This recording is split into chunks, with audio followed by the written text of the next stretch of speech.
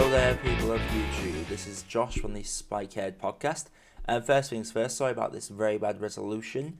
My camera has its plug socket broken, so I can't charge the batteries on it, and I can't plug it into a power outlet either.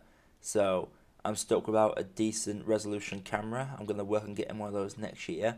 But for the meantime, we've got to stick with this terrible webcam 720p quality.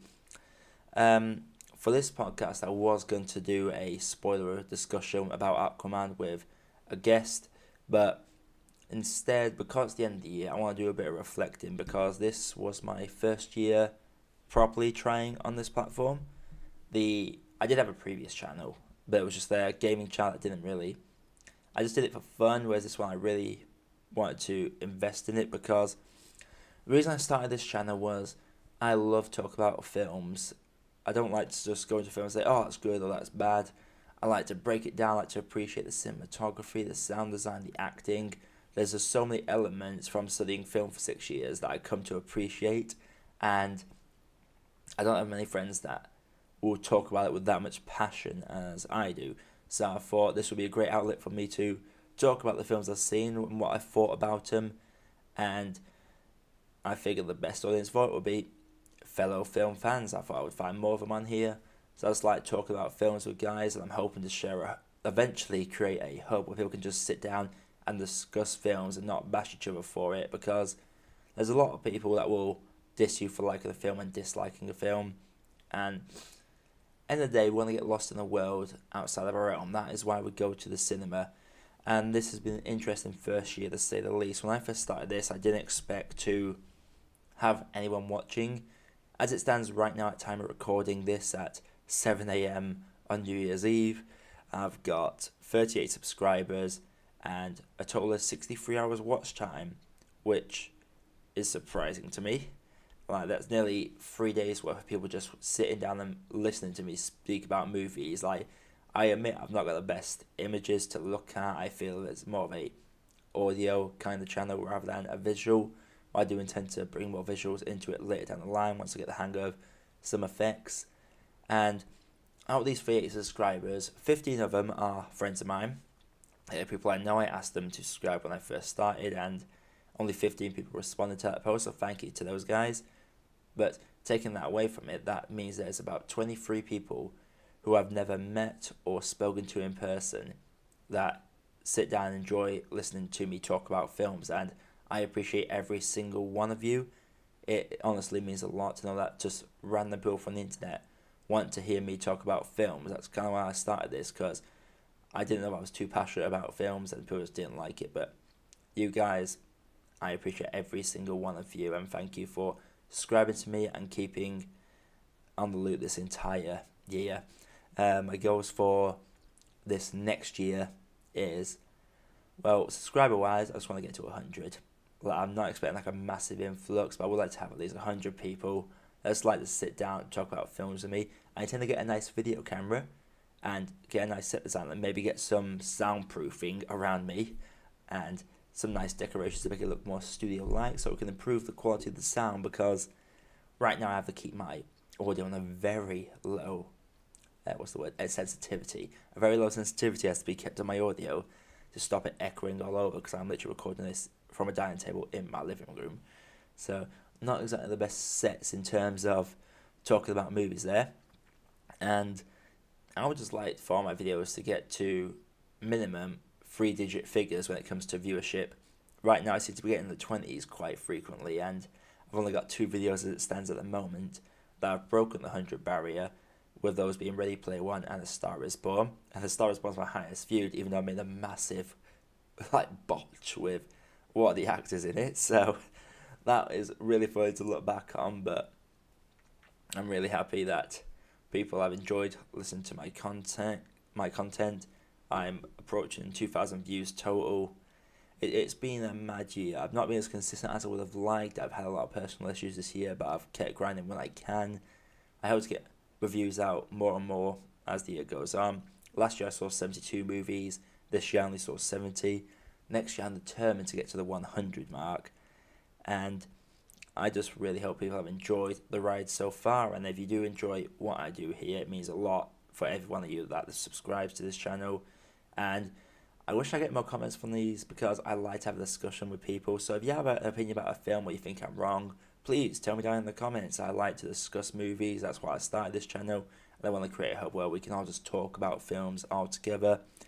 And yeah, this has been right off of 2018. I'm not going to lie, personally. The only good thing personally for me was my trip to Chicago, which I'm this. And shout out to my friend Rob, who has a podcast that on YouTube again. This one's called Sorry about this, Rob. It's called Let's Get Things Straight. I'm going to link them down in the comments below. And also there's some YouTubers that have always been in contact with me a lot, especially Ash from Petrol Talks. His channel will be linked down below as well. I appreciate you always coming to my videos. I try to return the favour as best I can. And speaking of other YouTubers, I would love to just do more collaborations. The reason I don't get as many podcasts out as I would like to do is because it's just finding guests, and I feel I just want to get more film review YouTubers to just collaborate, guest on this podcast, and when we talk about films or excited about, because I just love bouncing off someone else in terms of videos. I'm very nervous in front of a camera, hence why I use an avatar rather than my face.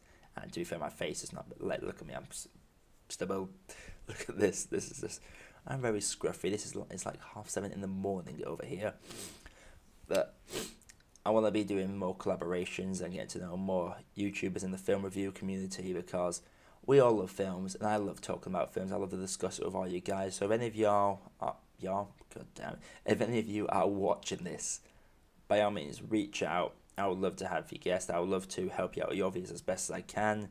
And yeah, so to bullet point it, my goals for next year, and get to 100 subscribers, get to 3-digit figures in terms of viewership on each video, collaborate with a lot more filmmaking YouTubers, and basically get soundproofing and make this space look better for the camera, obviously, and to get to 100 films. Those are my big goals for 2019.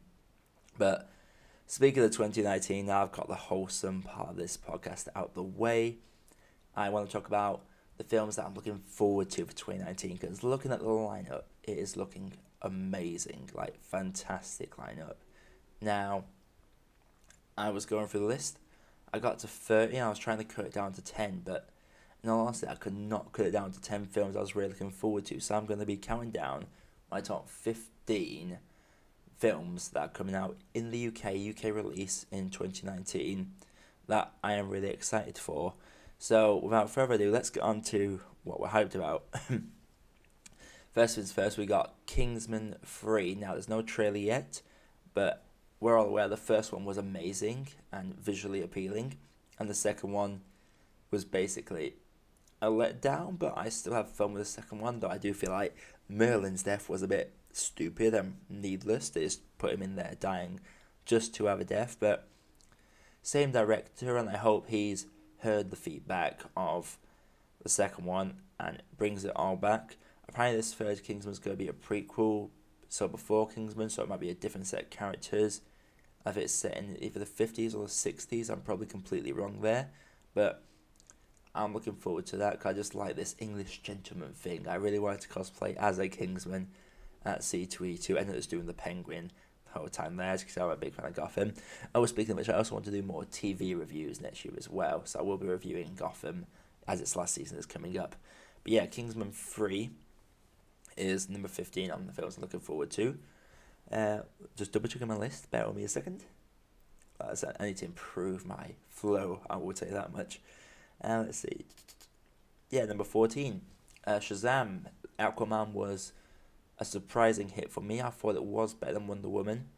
I know I'm going to get a lot of... I've not got help for that yet, actually, probably because I'm still a tiny YouTuber, but I thought Aquaman was a big step in the right direction, and it was a nice change of tone. And Shazam is basically a kid that just becomes a big superhero grown-up man, so I'm looking forward to how that turns out. It looks goofy, it looks fun, it just looks like a massive ball of excitement, and just seeing this grown man acting alongside a kid, I am really looking forward to Shazam, because I feel like that's going to be the most bonkers DC film we've had yet, and it's either going to fall flat on its face or everyone's going to love it. I feel like even though the film's bad, people are still going to love it because it just looks like so much fun. And we go to cinema to have fun, don't we? That's the trial and purpose. We go to the cinema. Most of us want to have a good time and have fun. And number 13 is Hellboy. Now, I'm a big fan of the Guillermo del Toro Hellboy films with Ron Perlman. Feel like those are underrated films, so I'm glad to see Hellboy's being brought back. Obviously, it's not Ron Perlman and it's not Guillermo del Toro. It's a completely different set of different director, different cast members. But I do love Hellboy, and I've seen the trailer, and it does look a bit darker than the other Hellboy films. So I'm interested to see how that goes. And I just like to see how Hellboy looks great in the up-to-date graphics, because the original Hellboy was made in the mid-2000s. And I will admit, wow, he looks good. You could tell it is like of its era, the makeup on that. But Hellboy 3, the new Hellboy, it's an interesting one. I can't wait to watch it. I don't think many people will watch it. I feel like people should watch it because he's an interesting character. But I am looking forward to it. And number 12, in terms of what I'm looking forward to, where is it? I keep losing it. Number 12. This is going to be a polarizing film, I think. Joker, starring Joaquin Phoenix. Joaquin Phoenix, that's how everyone pronounces it. Heath Ledger's Joker. Now, honestly, not Heath Ledger, Jared Leto's Joker. Honestly, I did not think he did a bad job. I just didn't feel like it was needed in the Suicide Squad movie. But I feel like the way he approached the character was interesting, to say the least. But with Joker, thanks to Jack Nicholson and Heath Ledger, everyone always critiques very hard when it comes to the Joker. So Joaquin Phoenix has got a lot to live up to, but I feel like he will be up to the challenge of it. It's very vague, like a Joker standalone movie, a villain standalone. Like, the only other villain standalones I can think of apart from Venom is maybe Catwoman, but she's more of an anti-hero. Joker's a villain that everyone loves, but he can never be good. So I am interested to see how they approach this character and basically make him his own thing. And with the development of him, I feel like it can be a very good film if it's done right. And I hope people don't rip Joaquin a new one if he's bad, because honestly, it's very hard to pull off a great Joker. But I am a bit annoyed that Jared Leto got a lot of flack for his performance in Suicide Squad, but everyone gave Will Smith a pass, even though he did not act anything like Deadshot. I've read the new 52 Suicide Squad comics, and the DC Universe Revival, I think it is, like the up-to-date, the latest DC Universe ones. I've read those ones, those Suicide Squads, and every one of them, Deadshot's a bit of a douchebag, so. But that's my opinion, but Joker, I am looking forward to that. I feel like it's either going to be very good or very bad. I don't think it's going to be in between with it. Number 11 on my list here is Zombieland 2. Now, I'm looking forward to seeing Woody Harrelson once again, whining about Twinkies. Little Rock's not going to be very little anymore, so I don't know if they're going to call her the same thing still, but Zombieland is a fantastic film.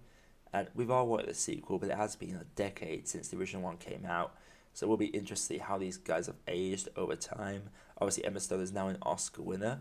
It was very weird to see her go from Superbad to Maniac now. That was an interesting thing to see her and Jonah Hill back together after all those years.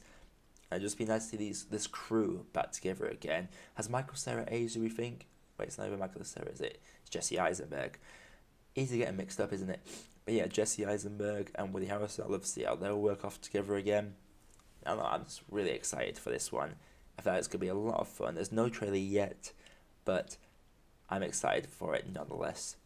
Now, this is the top 10. Like the other part I wanted to talk about, I just couldn't quite get into my top 10, but my top 10 films I'm excited for in 2019, we have Godzilla, King of Monsters. Now, Godzilla 1, it was fine, but it wasn't great. And then we had Kong Skull Island, which was, again, fun, but again, wasn't great. There was a bit of a mess with it.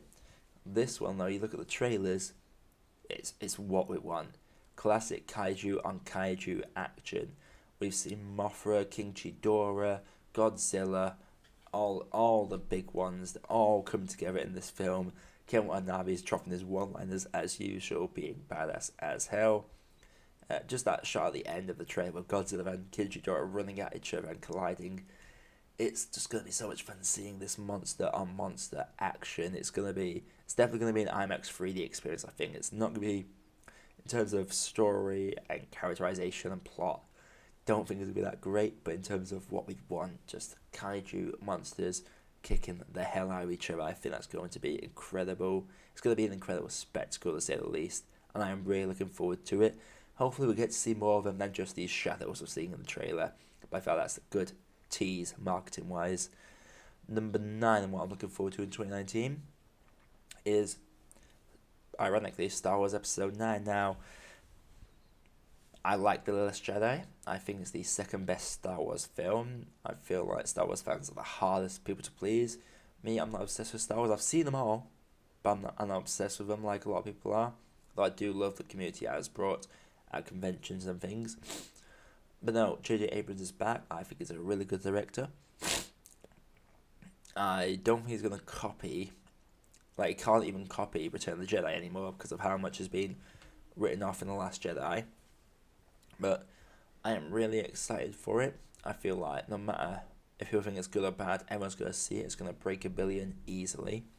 And all I really want from it is,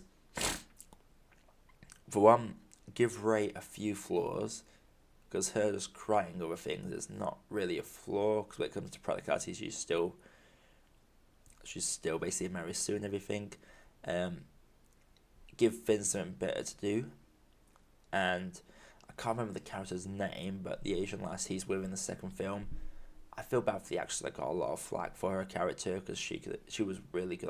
She was really good at the start, but she did get a bit annoying towards the end. But I don't think she deserved the flack she got. It's a film, end of the day, guys. Same as Sam Pegg said, it is a film. I'm still coming over with an illness as well, so my voice is a bit shot. There you go.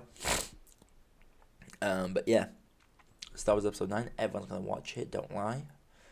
And I feel like it needs to be something spectacular to impress people again, because there is so much divide after The Last Jedi and Solo's bombing this year. It has been a really interesting time. Has my tea cooled down at all? Just going to do the British thing, guys. Cheers. Oh, there we go. Alright, number 8. So, I'm a big fan of the Addams Family. I'm an ex-goth kid, in fact, at heart, I'm still a goth kid. I still have eyeliner dotted about the place. I still have a trench coat. I still love my dark, edgy music. My good old Evanescence, as the meme goes. But Addams Family is having an animated film now. Now, you can't beat the Addams Family I grew up with. I don't think it will do that. But the fact we got Charlize Theron playing Morticia and Chloe Grace Moretz playing Wednesday. Bearing in mind, Chloe Grace Moretz did play Abby in Let Me In, and she was like a creepy vampire kid. I feel like it's going to be great. I feel like their voice performances are going to carry this film a lot. I'm a little worried because obviously Chloe Grace Moretz is now fully grown up now. It would have been great to see hit girl age Chloe Grace Moretz play this Wednesday Addams, but the fact that it's animated and it's not live action, I love the fact that it's doing that, because we've got a live action, it's never going to beat them, so they're going to do stuff with the animated side of things that we're probably never going to see.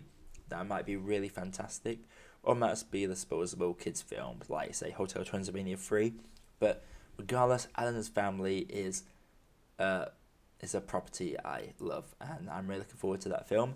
Number 7 on my hype list, as it were, Elita Battle Angel. Now, this has had a few trailers dotted about this month, and it looks like it's coming out early next year. And now, it looks like a standard sort of, like, Ghost in the Shell meets iRobot kind of deal. Basically, it's a girl that's a robot that's being raised by humans, and she's got these massive anime-style eyes. And just the visuals of it look really good. It looks like a very stylistic science fiction film.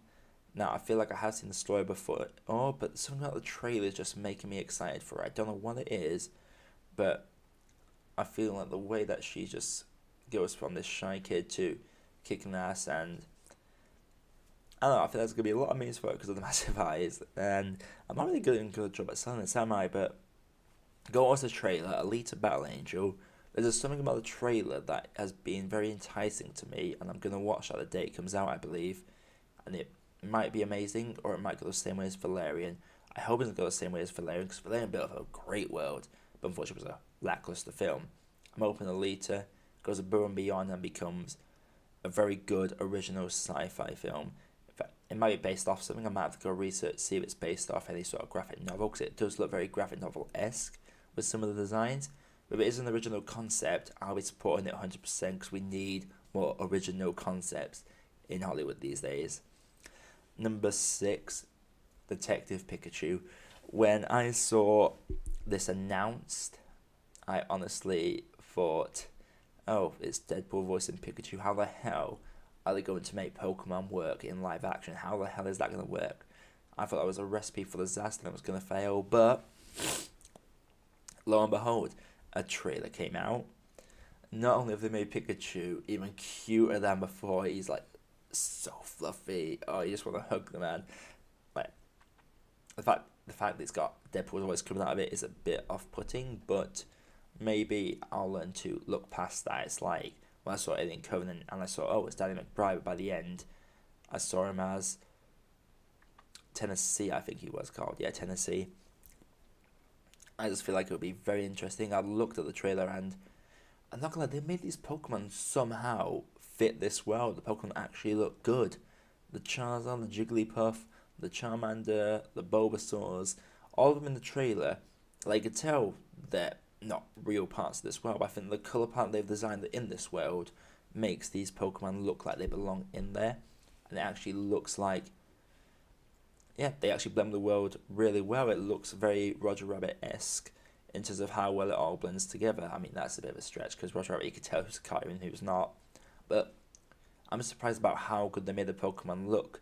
And the concept of the film looks interesting as well. The fact they've not given any plot details away yet implies to me that it might be a very basic, bland story. But I think as a Pokemon fan, and after the big rise of Pokemon Go, I feel like this could be a very interesting take on the lore of Pikachu and just Pokemon in general. And I'm just looking forward to the banter that comes between them. That scene at the end with Pikachu and Mr. Mime, that was laugh out loud funny. You knew it was going to happen, but it was still laugh out loud. I'm looking forward to it tenfold. Number 5, I've got a lisp, as you can probably tell. New Mutants. Basically, the X-Men film, like set in the X-Men universe, that's basically a horror movie. And it's got Charlie Heaton from Stranger Things and Maisie Williams from Game of Thrones. Why do I keep getting people's names? I knew it coming into this, but now I'm just getting... So this is why I like bouncing off people, because on the camera I'm like very shy. Maisie Williams and Charlie Heaton are in it, and this is basically like about 4 or 5 young teenage mutants that are trapped in a facility together, and it's like they're scared of their powers. It's basically they're just learning them, and it would be a terrifying thing. You're hitting adolescence, and suddenly you've got these weird powers coming up. Some people are describing it as Stephen King meets John Hughes. That's how some of the promoters are describing it. I mean, that was basically Stand By Me by Stephen King, because that was a very John Hughes style film. But I'm just really excited for it. It was really hard to a couple of years ago, but it has taken forever to come out. I think it was announced back in 2014, so 2014, 2015, something around that time. So maybe people aren't as hyped as they would be about it. I'm looking forward to the first trailer when that comes out. Or maybe there's a trailer out already that I don't know about. I need to go look into this. But like I said, I'm recording this at 7 in the morning in the UK. And yeah, New Mutants is something I am very much looking forward to. I feel like it might drop under the radar unless there's a very good trailer that comes before it. But with Charlie Heaton and Maisie Williams in it, who are both fantastic actors, I am looking forward to this a lot. And number 4 is the new How to Train Your Dragon. How to Train Your Dragon Hidden World. This one's been advertised for months now. You've got Toothless with, what is it? With a light fury, like this, very white. And How to Train Your Dragon is one of those films where the first 2 films I thought were really good, just for the fact that they don't hold back. In the first one, Hiccup loses a leg. In the second one, his father straight up dies. I feel the way that this film deals with real things, like characters can die, no one's safe, people can lose limbs, and the bond that you've just seen with Hiccup and Toothless has been very good to see. The British and the villain with the hidden world. I feel like I know how it's going to end. I feel like it's going to end with the hidden world being hidden somewhere else, and they have to hide the dragons forever because they know people will keep coming back trying to kill these dragons. So all the dragons have to go to this hidden world, and we'll have to get a very sad farewell between Hiccup and Toothless, which I really want to break my heart. That's how I think it's going to end. Probably will end in that way, but I feel like this could be a very good trilogy. This could be the best trilogy since, well, the Planet of the Apes trilogy, the Kung Fu Panda trilogy. There's been a few good trilogies lately. It seems like the days of the third film messing up have long since gone, because we've had a good few trilogy completions in the last decade. So this could go up there with great trilogies. Who knows, maybe before it comes out I'll list off my top 10 best trilogies. If I can find 10 very good trilogies. Otherwise I might have to put Aliens or Terminators in there just because they have two very solid first films.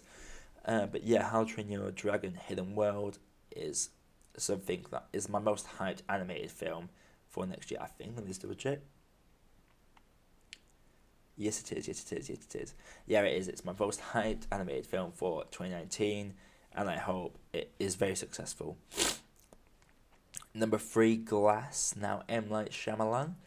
He might be back. The Visit was alright, and Split was really good. James McAvoy's performance in that was fantastic. Now they're all together in Glass. I feel like it's been released this early for Oscar worthiness. Now, I've never seen Unbreakable. I will have to watch that before it comes out, but just the trailers of it looking very tense. The whole plot thread of it is really interesting. It's just the fact that this is something that M. Night Shyamalan's been building up to for nearly 2 decades. Because didn't Unbreakable come out in 99, 2000? It's like 2 decades in the making, almost. He's been planning it this whole time. And this will either solidify M. Night Shyamalan as being back, or he'll go back into obscurity. But with Bruce Willis, Samuel L. Jackson, and James McAvoy as the 3 main characters in this, and with some dope-ass posters, I must say, I don't feel there's a way this film can fail really bad, unless it's really, really, really stupid with a twist at the end. Who knows? Maybe this will be the first M. Night Shyamalan film that does not have a twist. Maybe that's a possibility. But regardless, Glass is something I feel a lot of people are looking forward to, and I count myself as one of those. Number 2 is Avengers Endgame. Of course I'm looking forward to that. It's Avengers. Avengers Infinity War was a fantastic film, and this time around we got Hawkeye coming back, but now he's Ronin with a sword. That's looking badass. Ant-Man's coming back. We know he gets out of the quantum realm, I think they call it. And we're going to have Captain Marvel coming out as well. Now, she almost made my list, Captain Marvel. She's not my number 1, but the trailers have been very lackluster. Like, I'm not one of those people that hate it for the lulz or anything, but I'm not something lackluster about the trailer, but maybe it will impress me very much. I don't think it's going to bomb. Everyone's going to see Captain Marvel anyway, apart from the legitimate sexist people that aren't going to go watch it. But me, I'm going to go watch that, and that's going to be entertaining. But Avengers Endgame, there's something very down about the trailer. Like, we got Tony Stark starving in space. It's just, it feels like the hype for Infinity War all over again. Infinity War had the hype of us being 10 years in the making. Now Endgame is, how do we get out of this snapping? Because the snap was heard around the world, and we all want to see where it goes. They have teased like hell. They ain't got to do another trailer for this. They do not. That first trailer was all they needed. Obviously, they probably will, but everyone's going to see it anyway. Why advertise? You've given us a tease. Don't give us any plot details. Just let us jump straight in there, and we will love it. Oh, it sucks being a little uneasy, don't it? But that is a terrible transition into my number 1, which is Quentin Tarantino's big return, Once Upon a Time in Hollywood, Quentin Tarantino alongside Leonardo DiCaprio, and who's the other guy? Let me check. I think that's Russell Crowe. There we go. Oh, there we go. Yeah. Leo DiCaprio and Brad Pitt are in this alongside each other back in the 60s. We got Margot Robbie in this as well, Kurt Russell, Al Pacino, Dakota Fanning. There is a lot of great actors in this. Tim Roth's in this as well. This is so... Damian Lewis, who, as you don't know, well, as some people might not know, he played Captain Major Winters, in the Band of Brothers miniseries. They're all in this, it's directed by Tarantino. This is just a stacked lineup, and I'm really excited for it. I don't know why you wouldn't be. Tarantino's films have always been great, though I am one of those people that do not like Inglourious Bastards. But Django Unchained was great. I thought Hateful Eight was really underrated. But I felt this could be a very, very interesting film that comes out in July. And apparently it's set in the time of Jack the Ripper as well, so that could be interesting as well. 1969. Yeah, it's in the Remember mode here. I mean, what do you want me to say? It's just literally Leo and Brad Pitt alongside each other in a stacked cast. It's a Tarantino film, so you know there's going to be blood and great dialogue in it. Don't think there's going to be any M-bombs in it though, because I don't see any African-American actor in this. So that's probably for the best Tarantino with this day and age, but for the most part, I can expect witty dialogue, great acting, and a very interesting story to say the least. But those are the 15 films I am mainly looking forward to in 2019. And like I said, guys, this year I appreciate every view that I've gotten, every subscription I got, every like that I've gotten. I appreciate everything from this year. Hopefully next year the show can grow bigger and better. Or maybe I'll just snail along for 10 years and maybe get to 1,000 in 10 years or something. But like I said, I'm not in this for getting to the money or anything, because I do want to be making films myself. This I just started as more as a hobby. Hope that someone might like to hear me talk about films. Turns out some people do, so I'll keep going as long as you people keep coming back. If you do like what I do here, hit the subscribe button, drop a like, let me know what you're looking forward to in 2019 down below in the comments. I would love to discuss it with you. My fellow film review YouTubers out there, if you want to collaborate, please let me know. You can let me know on here, or there's my Twitter or my Facebook or my Instagram. Message me on there. They're all linked down below. And you want to see my list of films, I'll be doing more lists on my Letterboxd, which is also linked down below. And I hope everyone has a very happy new year. And here's to a better one, because 2018 for most people seems to be a write-off. 2019, let's look for bigger and better things. This is that Spikehead Podcast, signing off, and I'll see you next year.